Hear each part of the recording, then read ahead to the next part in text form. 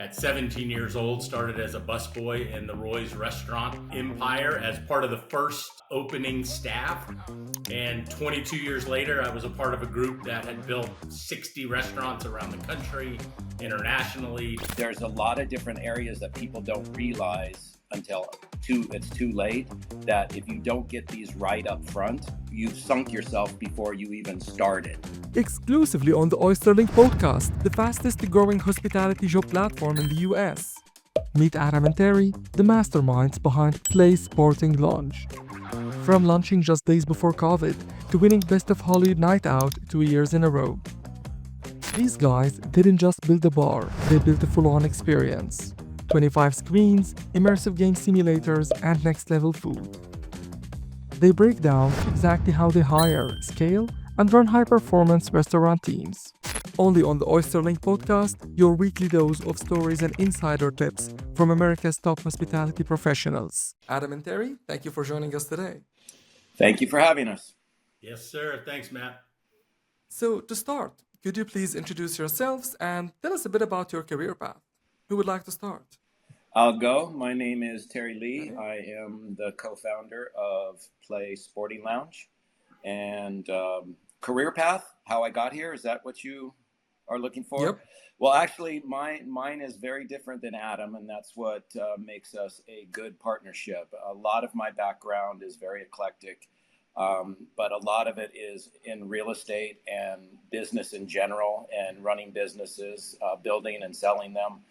And it's just very diverse from Adam's, which is 100% hospitality, and I'll let him jump in there.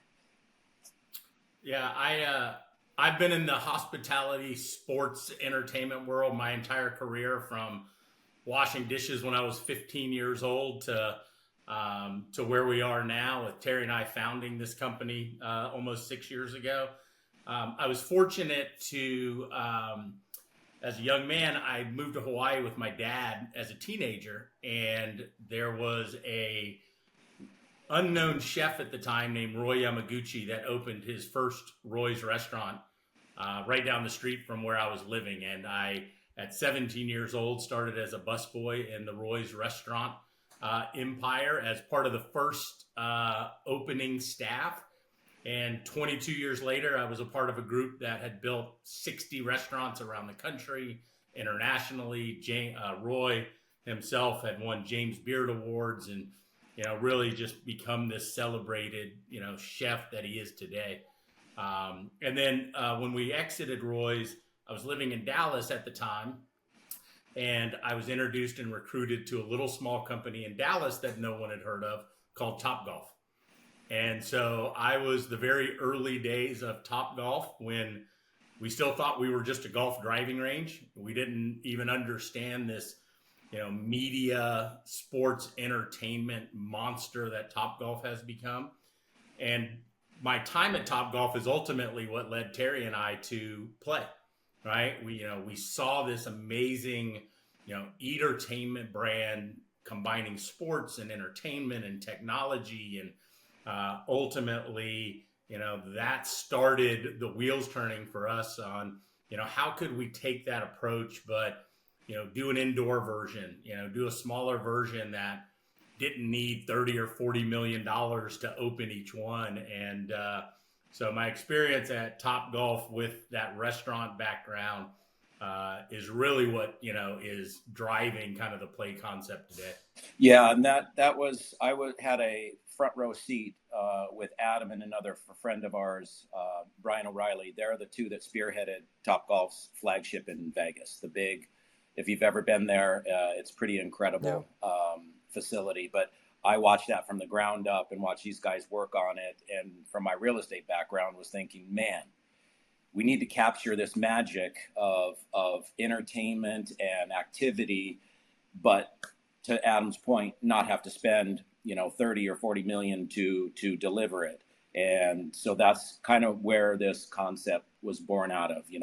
Shrink it down, make it a little more manageable, a little more financially accessible, and then duplicate it tens of or hundreds of times. And that's kind of what we're trying to achieve here. I'm not surprised Adam is in this. I'm surprised you are is in this business. Like usually real estate people, you don't like, let's say, owning a business like that, and hospitality and restaurants. This is too risky. Like True that restaurants are the for riskiest. yeah, true for the most part. But if you do it right, and Yes. yeah, it's a different way of doing it if you understand it. And I'm sure we'll dig into those details as we go along here. Yes. This is Yeah, my but it's first question, by the way. Yeah, yeah, go ahead, and please. Matt, it's interesting because Terry not coming from the hospitality background, early on he would ask every question about everything, right? And so at times it almost got annoying at times because he would ask, well, why do we put the fork on the left side, right? Or why do we, do this? And sometimes the answer was, that's just how we do it. And eventually it got to be, well, why do we do it that way? And so it was a really interesting, fresh perspective from his eyes that really has helped us kind of rethink just how we do some of the most simple, basic things in our brand. Yeah, perfect example when we first opened, because we're in a casino and we're ordering to-go cups, and my management at that time said we need to order lids. I'm like, why are we serving toddlers? I go, aren't these adults getting adult beverages and walking into the casino or whatever? And they go, well, that's just how we do it. I go, why? It makes no sense. And they finally realized that we do not need lids and straws for to-go cups for adults that are drinking adult beverages. So those are some of the conversations that we've had. 100%. Then let me ask you guys about, let's say, the restaurant business. It's known to be risky. Then Miami adds to it with all the competitive actions that has been happening and the economy these days, and everything that Miami has. What is that one lesson that no one tells you or no one warns you about when it comes to owning a business, a restaurant business in specific? Well, the biggest thing from my seat is those unknown expenses, because unless you've done this over and over and over again, and you have a very detailed, path laid out, you don't understand, the different types of insurance that you have to have, the different expenses that come your way, the cost of hiring really good talent, because doing it on your own and just having random people that are out of work send you their resumes, that's not how you get the job done. So there's a lot of different areas that people don't realize until it's too late, that if you don't get these right up front, you've sunk yourself before you even started. And the biggest thing is going in undercapitalized. And that happens quickly if you don't have a handle on every expense needed to open that business. Yeah. So can you say this is the reason can you say this is the reason many restaurants fail? Absolutely. The expenses. That is in the top, several. The other is your staff that you hire and the culture that you lead with. Absolutely. Yeah, I think not understanding the full business picture, all the operating expenses, people that aren't in this business go, okay, well, I need to manage my labor cost. I need to manage my food cost, and really don't understand all the other expenses, the true business expenses that come along. And I've seen, so many times restaurants, bars, entertainment that start off and they have this great commitment to culture and their community and what they want to do and how they're going to do it. And we're not going to sacrifice quality ever. Well, when you start running out of money, that forces that conversation where you have to make really hard decisions at times. And sometimes that means compromising what you set out to do, right? That, all right, well, we're only going to train for 3 days, not a week, because we can't afford it, right? Or we can't make that donation to whatever local charity because we can. And that's unfortunate, because I see so many people in this industry that start off with just the best intentions. And if they don't truly have a business plan and a game plan and give themselves enough runway and capital to support that, that best intention can very, very quickly be compromised. Then let me ask you, since now we are talking about expenses, like what are the metrics that you keep an eye on? Let's say the top 2 or 3 metrics you keep an eye on to ensure that you're profitable. I'll start there. I mean, I think, as I mentioned, people talking about labor cost and food cost and things like that, 100%, those are the biggest things that you have to track, right? Labor is the number one expense in this business. And so we do a number of things. We actually have created our own daily sales reports, often referred to as DSRs in our industry. And we track everything on a daily basis. We track how many guests are showing up, what the spend is, how much we're spending on labor, how much, what was the comp tab last night? How much retail did we sell? We look at where the revenue is coming from. Is it revenue that is game revenue to play in our simulator suites? Is it food revenue? Is it beverage revenue? So we track everything on a daily basis. We give full access to all of our management, right? We don't hide these numbers. We actually force our management team to understand these numbers and understand how, just managing overtime, right? And, having enough staff, not getting into overtime hours, how that affects the P&L at the end of the month. And so, we're very active in not only tracking, but helping our team understand how to react to numbers, right? And comps are a great one, right? Comps are a part of doing business. We should be buying a drink for that new guest, right? Or that regular, or, whatever that might be. And so we come at it from a different mindset than many, where you better use your comp tab, right? Use it for the right reasons, right? It doesn't mean that Terry, the regular, gets a drink every single time he comes in, right? We call it good comps versus bad comps, right? And when I don't see comps happening, I actually ask the question, why aren't we buying people a drink, right? Why aren't we shaking hands? Why aren't we introducing ourselves? So, tracking every metric. The most important part, though, is making sure your team understands what the metrics are, what the goals are, and, how to react, whether good or bad, Yeah, and a perfect example, or a couple of them, let's just talk liquor costs. And unless you are looking at these numbers every day, every week, every month, and know the trends and know where you're supposed to be and where you're not, we started having high wine cost. And obviously that means either somebody's stealing or they're just simply overpouring. Yep. So we go to little carafes so they can't overpour anymore. Miracle, wine costs fell into place. Another time we've had in the past where our liquor costs started to slowly ramp up. So it's the same thing. And we just told the staff, bartenders, hey, get it in line or you're going to be using a, pour, and nobody wants to do that unless you're forced to do that. And they didn't get it in line quick enough. So we forced them to use, measure it out every single time for a month.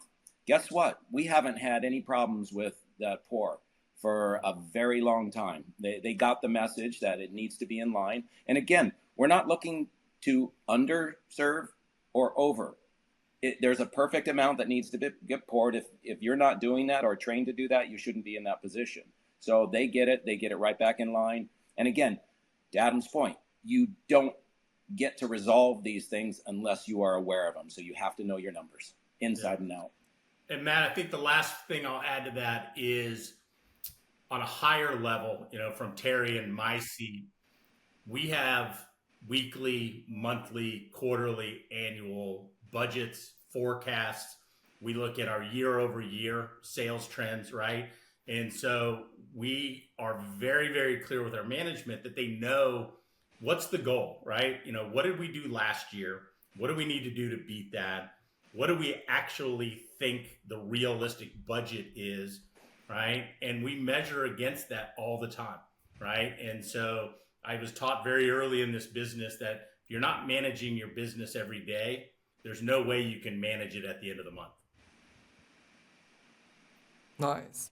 By the way, I believe a lot of people, including sometimes, not sometimes, all the time, the staff members in restaurants or hospitality, they underestimate those expenses. Like no one would assume that, just for example, this liquor pour will lead to a lot of expenses at the end of the month or at the end of the week. Yeah. But since you're seeing that from, let's say, like a higher level, then you get to see what are the losses that it's causing.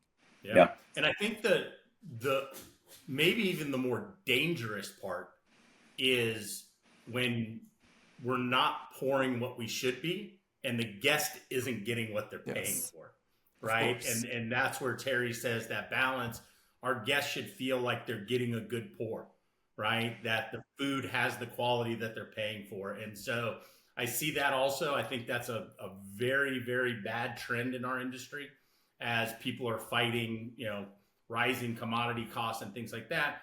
All of a sudden that $10 drink has less liquor in it, right? Or, the food, the burger's now $5 more, but the quality of the burger didn't go up, right? And so I think at the center of our business is making sure that there's always the value proposition for the guest, that they believe what they're paying for, they're getting, right? And so, we're very careful to monitor the underpour as much as we are the overpour, right?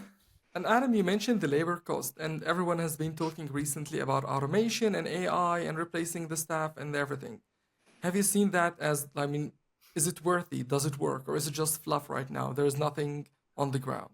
No, it is 100% in my mind. It's here now. It's going to continue to come, and you need to embrace it, right? But we think about it differently. And for us, we're this combination that we started out to be sports, entertainment, and technology. So we embrace technology, right? I think the robot bartender, right, is really cool, right? Yeah. Once or twice, right? But at the end of the day, our guests, our community, they're leaving their house and coming into play because they want human interaction, right? They want social interaction. They want somebody to take care of them. They want to have a conversation with the bartender, right? So we will never lose that, right? As long as Terry and I are around, we will never lose that. But if we didn't embrace technology, we'd be missing the boat. And there's ways that it, can help us in the kitchen, right? There's incredibly high-powered, high-tech kitchen equipment nowadays. We're installing some of the very expensive kitchen equipment in Doral as we're building it, today. Maybe that allows us to have 3-line cooks, not 4, right? So, things in the bar, whether it be cocktails on tap or self-pouring wine stations and things like that, those are things that we should look at and evaluate if it allows our staff to do their job easier and faster. Well, then that allows our staff to turn around and spend more time with their guest, right? And so we think of technology as enhancing our staff's jobs and what they need to get done so that we can turn around and hang out with our guests more, right? But I don't think as far as the guest facing, the server, the bartender, the front door, the host or hostess, the floor manager, at least not in our world will we ever let technology replace the human factor. Absolutely. Terry, anything to add about that? Yeah, we are technology based again, but the front line, we're social creatures. We come out to be social. We want to meet new people. We want to sit down and spill our guts to a bartender, and get somebody that's experienced what we've experienced, to share that or introduce us to the cute girl across the bar or cute guy, depending on what you're looking for. I'm sure someday it'll we've seen Star Wars. We see that it's coming down the road, but it's not any time in the next few years. But we really lean into the technology side for our entertainment. I'm one of those people. This is where this whole concept came from. I like to do things. I like to be active, and I'm as competitive as anybody I have so many useless skills in my repertoire, from beer pong to quarters to anything like that. I love to compete and bet. That's kind of the concept. You come in, it's this competitive socializing, where you can connect with your boys, you can talk, bet. We do a lot of that. We have a golf league, and that's just the nature of it. And it's kind of like, we call it a man cave on steroids, or a she shack, whatever you want to call it. But that's sort of the basis of it. And from that perspective, and on that side of the business, we are leaning heavy into technology, to attract people and keep them entertained, and be able to constantly evolve that and have the latest and greatest for people to come in and be entertained. Yeah. My next question is also for you, Terry, about the high turnover rate in this industry. Since you mentioned that you're coming from a different background, what's your take on this turnover rate? We have been very blessed, in our first location, but it comes from how you treat your staff. First and foremost, everybody's there to make money, and if things turn and people aren't making money, they tend to go look elsewhere for that. We actually opened our business 6 weeks before COVID shut us down. So lesson learned, don't ever open right before COVID or any other pandemic. That's not a good way to start your business. But through that, it really made us focus on every aspect of our business. As we came out of that, it was a grind. You had to look at every expense, how we could get more people in there, being 6 feet separated. It was the craziest thing any of us have ever been through. But through that, we really connected with our staff and stayed in touch with them and made sure they were okay. And through that whole thing, I think we might have lost 2 people. Everybody else waited and came back with us. Yeah. And it really depends on how you treat your staff. And we make them number one, because if we make them number one, they can turn around and make our guest number one. They can treat them right. And if we make sure that there's certain things that we do. I don't want to give all of our secrets, but there's certain things that we do in our business that actually make our staff more money and us less money, but we do them because we know the staff is going to be well compensated, which helps us. It keeps them happy, keeps them engaged, keeps them motivated, keeps them on task with our hospitality theme, because you're not going to see another sports bar that attacks hospitality like we do. Yeah. And I think, to add on, the COVID piece, we created loyalty. We still have staff members that have been with us since day one, right? Because we stood by them during COVID, they came back, but ongoing, it's about knowing our people, right? This is a people business, right? And I know, that it's first name basis of every single person that's in our venues, right? We ask how their lives are, how their kids are, that personal attention of knowing who they are as people, right? Not only shows that we're vested in them, but allows us to run our business better, because we know that if, Sam hates working late nights, well, let's let Sam work during the day or the middle shifts. And if Sally loves late night, let's not force Sally to work the morning shifts, right? And so knowing our people is critical. But I think the one thing that a lot of places miss, that we spend a lot of energy on, is celebrating people, right? And celebrating people is when the kid gets promoted, right? Or it's their work anniversary, or it's their birthday, or they're just doing the right thing in the moment, right? And I think that's one of the lessons. I remember the story, and forgive me, I don't recall the CEO, that every time he'd walk into a restaurant, he'd have a stack of $5 bills. And his goal was to give away these $5 bills just because he caught somebody doing the right thing in the moment, right? Too many times we focus on correcting the bad behavior or calling out the bad behavior. I think so many businesses miss the mark of calling out and celebrating the good behavior and reinforcing when somebody's just doing the right thing, right? So I think that's a really big part of our staff strategy. It's also about providing a fun and safe environment, right? You know, in today's world, safe means a lot of different things, but safe to us means it's an environment that they feel safe, right? They feel trusted.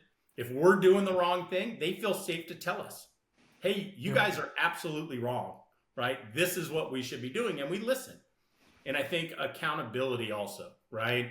This isn't a free for all. This isn't everybody comes to work and it's a party. We still have a job to do. And most people that want to succeed and have the right attitude, they want to work beside other people that have that same work ethic and work mentality. So if we let Sally, constantly get away with things because she's the nicest person on the staff, that's wrong, right? An environment of accountability that people know their jobs, are doing their jobs, are held accountable to doing their jobs, but treated in a humane way, that's what this business is all about. Yeah, and I'll add one thing. Virtually every one of our staff has our personal cell phones. And when I go in there, I'm not in there, operating the business day to day. I check in, but when I do, I go talk to them. I check in on their personal life. I check in, what's going on? Give me feedback from the front line. How are things going? I encourage them to call me, text me. If there's something that's not going or they don't feel like it's getting past, management and up to us to address, I encourage them to bring it because it's so important. They have the pulse. They're the ones that are greeting and serving and providing that hospitality every single day. And we need that feedback to make sure that we are moving in the right direction. Yeah. Then let me ask you a question for both of you. What gets you to hire someone immediately? I want to hear your different perspectives. Out of an interview, you like this person. What would be that thing? Attitude. It's easy.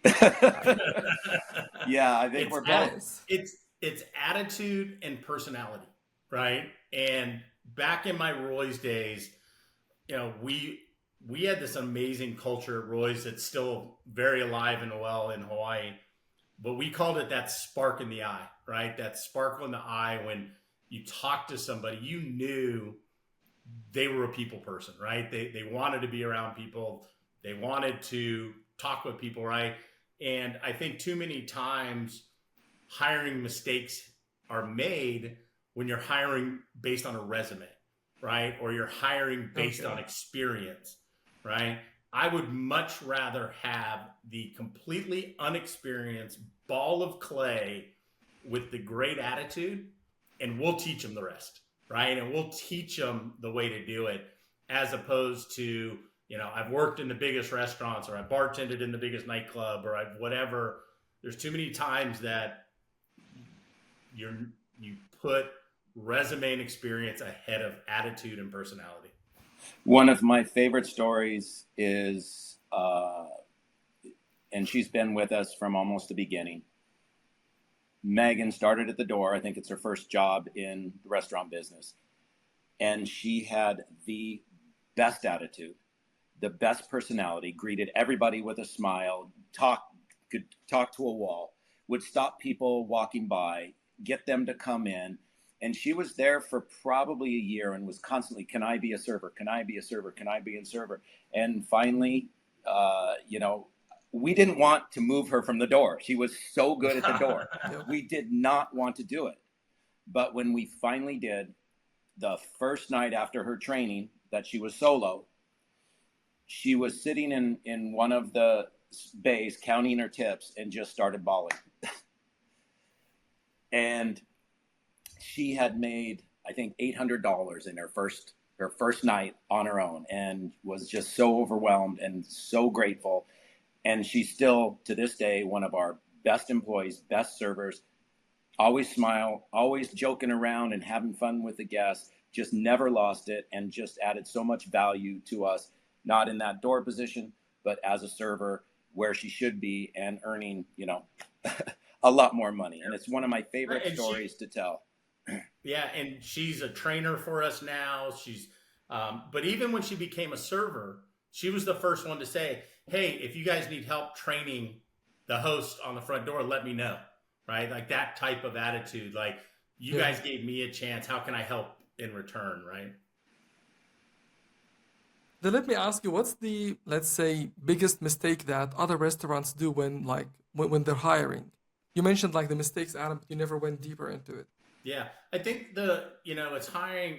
There's a balance of career experience and, have you been a bartender before? And right. But I think that, the mistake is made of not understanding your business, who you are, your culture, and who you want to be. Right. Because I will tell you, we've had some of the best bartenders, best servers, even managers in the 6 years at PLA that were great at what they did, great at the service aspect of their job, but they didn't have the hospitality piece of it, right? Or they lacked that attitude or personality that was going to fit with us. And I've told people candidly, hey, this just isn't the right fit. What you think is important isn't what we think is important. That doesn't make you a bad person. That just means we're not a good fit together. Yep. Right. And we'll help you go find another job. Use me as a reference. Right. So I think understanding the culture, being able to articulate the culture and explaining that to people before they're hired. Right. This is what we expect. Right. This is what we want. This is the type of, staff member that's going to be successful. And that's probably what I think gets missed a lot is you're putting a band together, right? And you have to have the chemistry right for all the notes to be played correctly. Well, it's the same thing in our business, right? You have to have a great chemistry on your team, right? And sometimes, the greatest guitarist isn't a good fit for the band, right? Yeah, and we've been through that a few times, and you've got to be able to recognize that quickly. We've had like people behind the bar that could put out more drinks than you could ever ask for. They could make it so that two people could work a busy night, but guess what? That hospitality is missing. And we preach it over and over and over again. Our job is not just to serve. Our job is to make our guests feel something when they come in, before they leave. If you don't make them feel something, they're not going to go home and tell their friends. They're not going to go bring a friend in next time. They're not going to come back. So I don't care how fast you can get a drink out. To Adam's point, that's not what gets somebody to come back. It's making them feel special. It's remembering what they drank. It's remembering their name. It's asking them something personal. It's engaging with them. It's making them laugh. It's grabbing one of our games and having them play. It's, that's what's important. And we've found that, it was a big battle. And I'm sure and have heard this and seen this, where bartenders or servers, whatever it happens to be, there's always to be less of them so they can make more money. But it doesn't work that way. It actually works better the other way. You add staff and you deliver on that hospitality, and everybody makes more. And guess what? People come back and you make even more. They tell friends and you make even more. So it's a hard lesson to learn, but it's a very important one. Yeah. And Matt, I think one of my favorite interview questions is, tell me what service is, right? And get a response. Yeah. Now tell me what hospitality is, right? Or tell me what the difference is. And so we preach this. It's in our DNA. There are two books that we cite all the time: Setting the Table from legendary restaurant guy, Danny Meyer, and Unreasonable Hospitality, right? We make our managers read it when they get hired, when they go through training, we talk about it.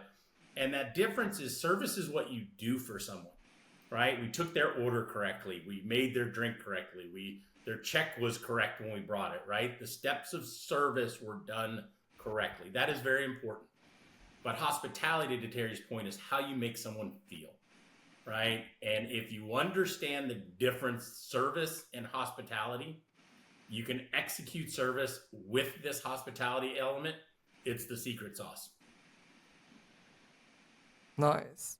And Terry, you mentioned like just a couple of minutes ago that everyone has your phone numbers and they call you if something happens. So what do you think about like owners being hands-on when it comes to operations? Do you think that you should be hands-on or you should be focusing on, I don't know, like strategic things or not the day-to-day operations? There's a balance. And when you have ambitious goals of growing your business and opening multiple, venues, when you get up to 3, 4, 5, 10, 20, you want to get to 100. No, you can't be in a particular venue, and you can't duplicate yourself. What you need is an incredible staff that can grow with you. It doesn't mean, you leave completely. We're always in and out of the venue. We're communicating with them on a daily basis, the GM there. And our presence is definitely felt. And we check in, you have tools today, camera systems that you can kind of watch, and it's amazing what you can get. People's body language, their face, the staff, just by checking in, you can kind of get the vibe of the place and what's going on. So there's ways to stay connected, but if you are growing or have the vision of growing quickly in multiple units, you have to find a way to get the right people on the right seat in this bus, and then systems to check and make sure you're checking in and staying connected with everybody. If you can do that correctly, get the right staff, you're just setting the table for a successful, venture. Yeah. And I think we, especially Terry and I, we need to understand our lanes, right? Probably 75% of Terry's, mind is on the future, right? He's thinking development, he's thinking growth, he's thinking technology, right? Probably 50% of my is on the future, and I still have 50% on, the day-to-day operations and helping the team and supporting the team. And our GMs in the venues, they're 100% focused on the day-to-day, right? So, Nice. To Terry's point, you got to have great people, right? And so hiring great people to start with, right? Whether you're using external recruiters to do that, we have, we do background checks, we do personality profile, assessments. So we use all these tools that we can to try to vet someone early on in the process. Once they're hired, that in my mind is my number one job is onboarding management, getting management trained, if we focus on our managers that first 30, 60, 90 days, right? And truly train and coach and develop and teach and create a relationship, then my job simply becomes get out of their way, let them do their job, and I become their number one resource. Let me help you solve problems, right? And so, Terry mentioned cameras. Terry and I can log in and see every inch of our venue, on my phone, on my laptop at any time. We don't use it as a gotcha, right? I'm not looking to find, the busboy eating in the bus station, right? If I see it, I'll probably tell one of the managers, hey, we can't eat in the bus stations. Please remind everybody. So staying connected, if owners don't stay connected to the day-to-day operations, it is the kiss of death. If you try to overmanage and micromanage the day-to-day operations, you will never get anywhere, right? So finding that balance, finding people you trust, letting those people run your business with your guidance and your support, that creates the opportunity to be successful. Yeah. Yeah, and generally, if I see something, I don't, unless it's truly an emergency, I don't talk to the staff member, whoever that team member is. I generally talk to Adam, and then Adam, it goes down to Bob, the GM, and it goes that way. Everybody's in the loop. Because if I address it, and then I got to tell this person, this person, if it's just, again, those gentle nudges to keep us on track, you just get everybody in the loop, and it's just an efficient way to deal with something, or that slight course correction. Yeah, and we also want people, when Terry and I come into the venues, we want them to be happy to see us, right? We don't want them to pucker up and, oh my God, Terry's here and I got it. We don't want that, right? So using that chain of command, right, to course correct behavior or reward behavior, I tell the staff all the time when I'm in there, like, hey, I wanted to do this or I want to do that. And I'm like, did you talk to your boss? Right? Talk to your boss. Your boss is your GM, not me, right? Go talk to him. If he doesn't give you the answer you want and you disagree, then let me know and I'll talk to him. But that chain of command is really important in the staff trusting their management team, the management team trusting us, me trusting Terry. I think that's really important, business 101. And it keeps, especially me from being an asshole. Everybody loves me because I don't discipline everybody. I'm just the guy that comes in and has a cocktail once in a while and checks in on them and has fun with them. Yeah.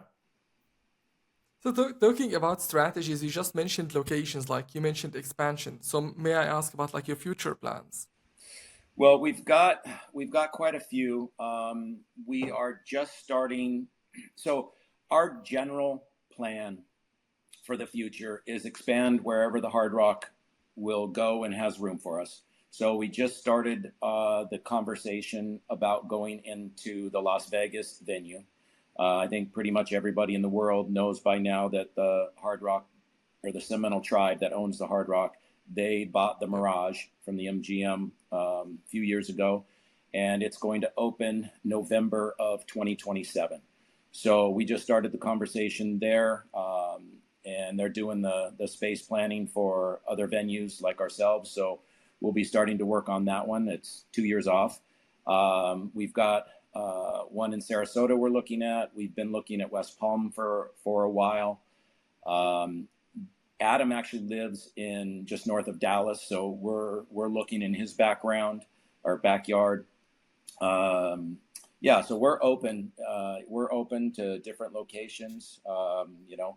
Hopefully somebody on this podcast hears that. We would love to entertain. We love Gen 2 spaces.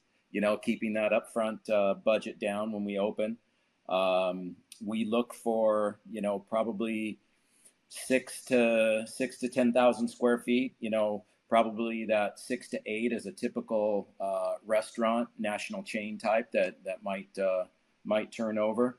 But we can go larger. The one down in Doral is going to be over 12,000 square feet, and it's got a large patio as well.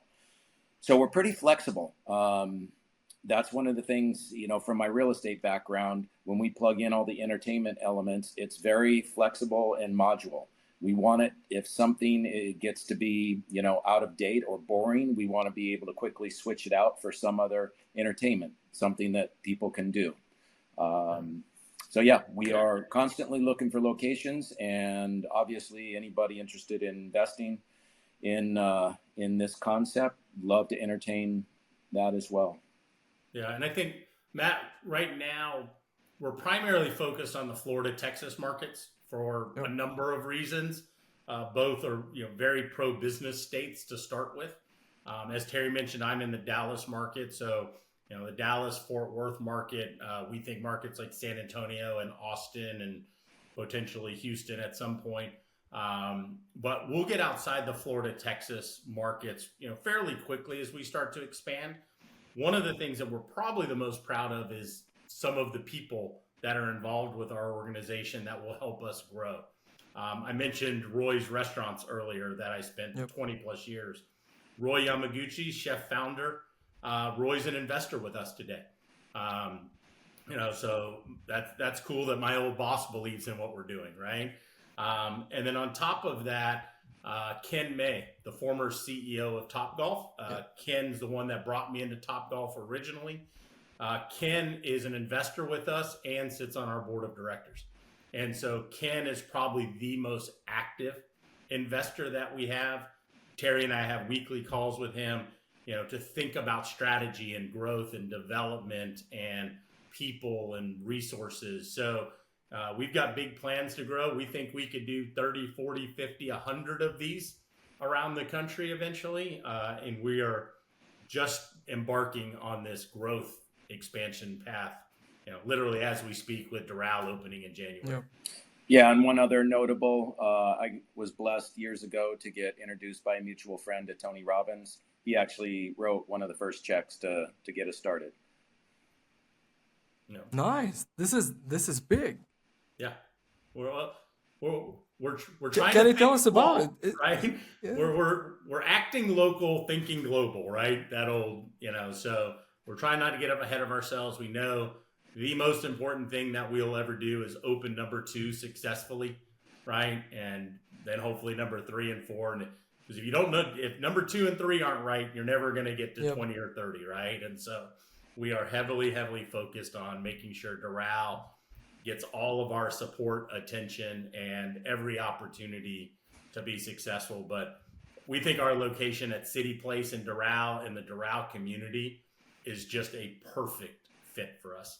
We think the Doral community is really going to love what we do and who we are and the great jobs we provide to members of the community. So we are incredibly excited that Doral is number 2 for us. Terry and Adam, thank you so much for your time today. Thanks for these insights. And for everyone on this podcast, I mean, it's clearly a great environment to work at. And if someone is looking for a job, I hope that they will check your website or check your, next opening, because you need a lot of staff. If this happens, the locations we will start pushing heavy in December for hiring. We anticipate a mid-January opening. So if anybody's interested, we have an email already set up, doraljobs@playloveact.com. Our website, Play Sporting Lounge, you can visit. The site in City Place, right underneath Copper Blues. We'll have our team on site there in December for people walking by and applying. But yeah, we'll hire 75 people, give or take, hopefully in the month of December. And we welcome the best of the best. Thank you so much, and all the best wishes. Thank you. Thanks, Matt. Appreciate it.